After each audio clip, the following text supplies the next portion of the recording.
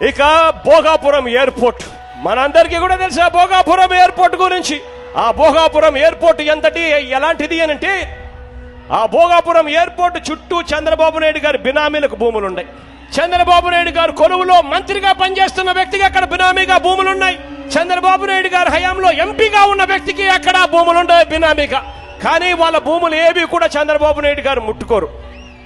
రైతుల భూములు మాత్రం బలవంతంగా లాక్కునే కార్యక్రమం చేస్తాడు ఈ పెద్ద మనిషి చంద్రబాబు నాయుడు గారు. ఆ బలవంతంగా లాక్కున్న భూములతో అన్న కనీసం ఎయిర్పోర్ట్ అక్కడ కట్టాడా అని చూస్తే అది లేదు.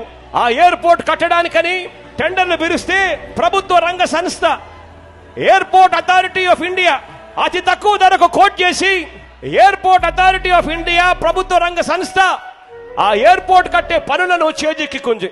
చంద్రబాబు నాయుడు గారు ఎయిర్పోర్ట్ అథారిటీ ఆఫ్ ఇండియాకు ఆ పనులు అప్పచెపితే వాళ్ళు లంచాలు ఇవ్వరు అని చెప్పి ఈ పెద్ద మనిషి ఏం చేశాడో తెలుసా?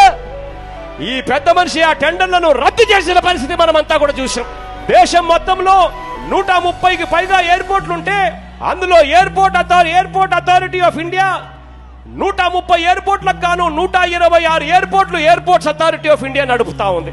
అటువంటి ఎయిర్పోర్ట్స్ అథారిటీ ఆఫ్ ఇండియా కు టెండర్ వస్తే టెండర్ను రద్దు చేసిన పరిస్థితి మనమంతా కూడా చూస్తా ఉన్నాం. మళ్ళీ ఈ పెద్ద మనిషి కొత్త టెండర్లు పిలవడానికి ప్రయత్నం చేస్తున్నాడు.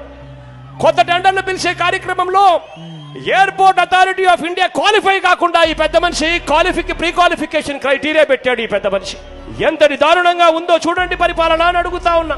ఇంత దారుణంగా పరిపాలన సాగిస్తా ఉంటే ఇక్కడ ఇదే పెద్ద మనిషి అశోక్ గజపతి రాజు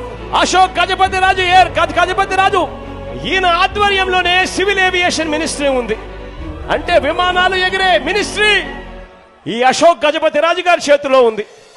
అశోక్ గజపతి గారి చేతిలో ఉండగానే ఎయిర్పోర్ట్స్ అథారిటీ ఆఫ్ ఇండియాను పక్కన పెట్టి తన కళ్ళ ముందరనే తన శాఖలోనే చంద్రబాబు నాయుడు గారి దగ్గరుండి అవినీతి చేస్తా ఉంటే ఈ పెద్ద మనిషి ఏమీ ఏరడం లేదు అనంటే ఇంతకన్నా దారుణమైన వ్యక్తి ఎవరైనా ఉంటారా అని అడుగుతా ఉన్నాను మీ అందరి తరపున నేను.